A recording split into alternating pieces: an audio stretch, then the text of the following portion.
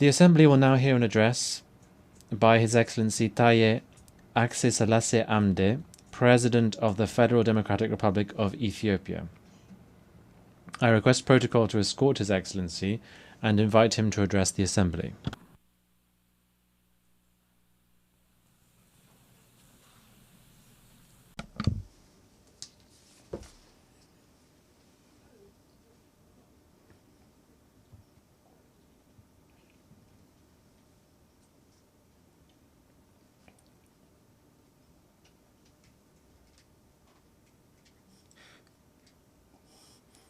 Your Excellency, Madam President,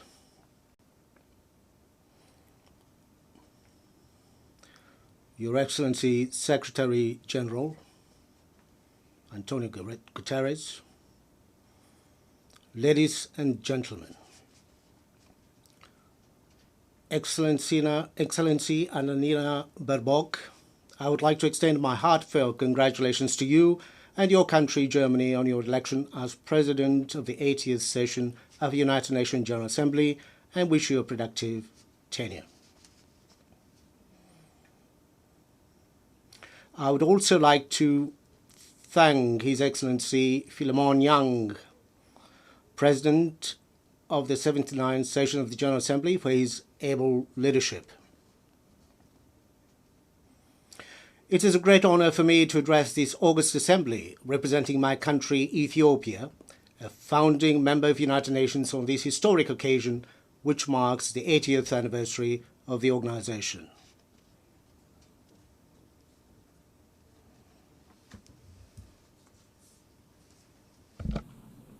Madam President, looking back on the 80 years of its existence, the United Nations has considerable achievement to celebrate.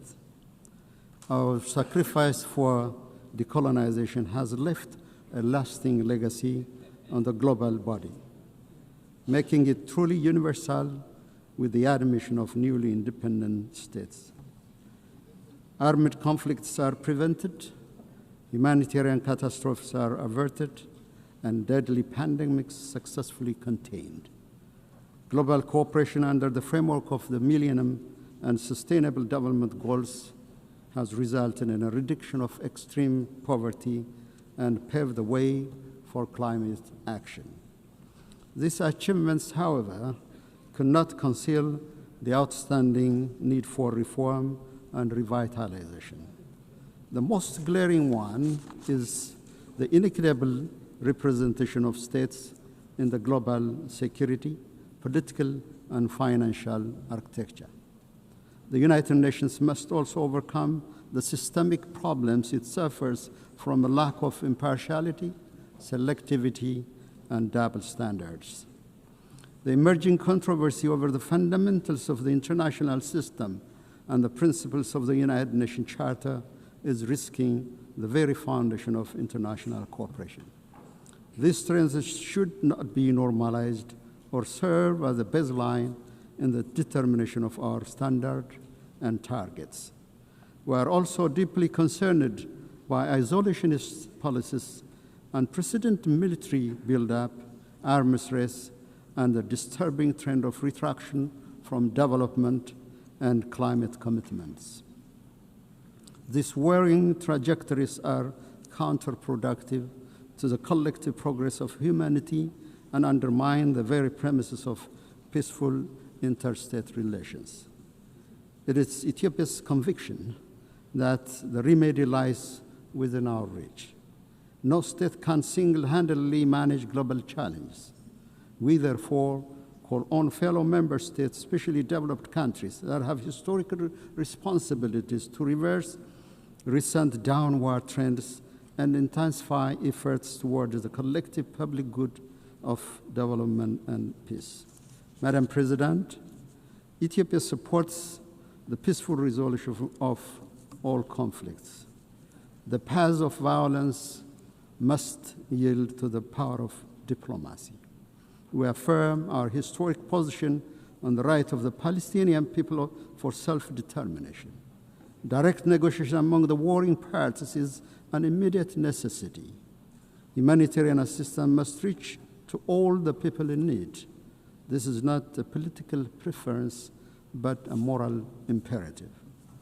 As Ethiopia has pronounced it in its position during the adoption of the resolutions on the two-state solution, the international community should join hands to end the vicious cycle of violence and stalemate in order to give peace a chance. We wish to underscore any proposed peace and reconstruction plan in the Middle East should not create complications to adjacent countries and regions. More than any time before, the United Nations is indeed called upon to face events that greatly exceeds its powers and capabilities. It was in 1949, at the fourth session of the General Assembly, the Ethiopian delegation forewarned the risks of ineffectiveness and intrusion into the mandates of the General Assembly. This was caused by the excessive number of bodies and mechanisms created. It is in this light that we see the ongoing reform process under the UN80 initiative as an opportunity to preserve the mandate of the General Assembly by rectifying its dispersion to a multitude of other bodies. Ethiopia reiterates Africa's long-standing call that there should be more decentralization and deployment of institutional and financial capacity to the global south, especially to the African continent, where the United Nations has most of its programs. Madam President, Africa, guided by Agenda 2063, is advancing development as its preferred security policy. The continent is scoring a higher rate of economic growth. Domestic revenue mobilization is on the rise. Africa's climate action in renewable energy development, emission reduction, and afforestation is indeed unmatched in any other parts of the world. Efforts to enhance public welfare, combat transnational threats, and decrease inequality are being intensified. Despite these achievements, the global crisis continues to impact Africa's capabilities to deliver on development aspirations. Chief among this is the compounding debt crisis. In line with the Addis Ababa Action Agenda and Civil Outcome document, we emphasize the need to advance an ambitious agenda on development finance. Coercive measures and trade restrictions, in particular those targeting Africa, must be lifted immediately. More importantly, Ethiopia calls for a new global action for debt cancellation, restructuring, and suspension. Madam President, it is our view that the national security of states, especially those in the same region, is indivisible and interdependent. To this effect, we will intensify our efforts to combat global terrorists operating in our region. We call on the international community to extend the required support to the African Union peace missions, in particular, the African Union Support and Stabilization Mission in Somalia. Now is not the time to retreat from global action in combating terrorism. Furthermore, we reiterate our call for urgent action to reform the United Nations Security Council. Africa's representation in both categories of membership of the Council must be given priority. There is no shortcut or half solution to this long-standing pursuit for justice. Distinguished delegates, excellencies, I have the distinct pleasure to share with this august assembly recent milestones of great significance achieved by the people of the Nile River Basin. With entry into force of the agreement on the Nile River Basin Cooperative Framework, the Entebbe-based Nile River Basin Commission is nearing establishment. This year, we also celebrated another milestone. On the eve of the Ethiopian New Year, Ethiopia commissioned the Grand Ethiopian Renaissance Dam, which transforms Ethiopia's renewable energy generation capacity. The Grand Ethiopian Renaissance Dam, with an installed capacity of over 5,000 megawatts, signifies our commitment to clean energy for all. Its true meaning is found in the lives it transforms. The Renaissance Dam brings light to 60 million Ethiopians who currently lack access to any form of clean energy. It promises power to Ethiopia's energy demand, which grows by more than 20% every year. It is a symbol of liberation of millions of Ethiopian women and girls, freeing them from the backbreaking search for firewood. The dam will be instrumental in the attainment of all of the Sustainable Development Goals. It boosts our capability to provide clean water to our people who live under chronic shortage, create employment to our youth, and ensure food security. GERD also enhances regional connectivity. The overwhelming support and solidarity we received on the occasion of the inauguration inspired greater efforts to forge cooperation among the riparian countries of the Nile River Basin.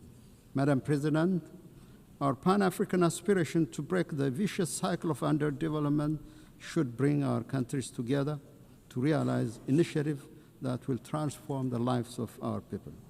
The time is now to work towards Africa's true independence, driven by African agency and guided by the common destiny of our people. Ethiopia, with its second largest population in Africa and significant maritime trade, places high importance on the safety and security of maritime navigation in the Red Sea and the Indian Ocean. We concur with the Secretary General's statement during the Awaza conference that no state should be locked out of opportunities for growth, finance, and technology due to geographical circumstances. The international law maxim that defines the high seas as a common heritage of mankind and guarantees equal right of access and use to all states must be brought to reality. In collaboration with other states, Ethiopia will work towards a comprehensive approach to ensure equal development and security for all states along the Red Sea and the Indian Ocean. Ethiopia will also keep on advancing this legitimate policy objective through diplomacy and peaceful engagement.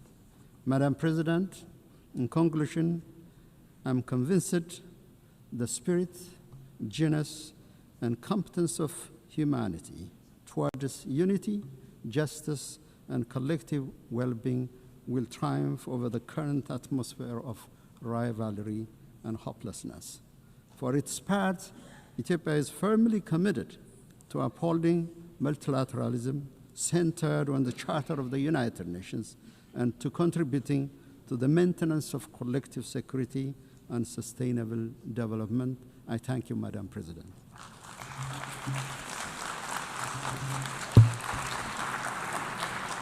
On behalf of the Assembly, I wish to thank the President of the Federal Democratic Republic of Ethiopia.